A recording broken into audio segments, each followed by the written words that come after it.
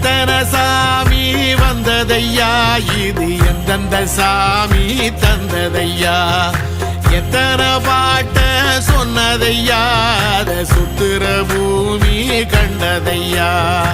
அடிச்சு வீசும் காத்துலையும் அந்த தகப்பனாச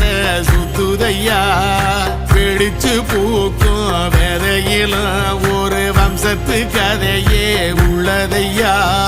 100 தலைமுறை சேர்ந்து செதுக்குன ஈர நலம் இது பாறையா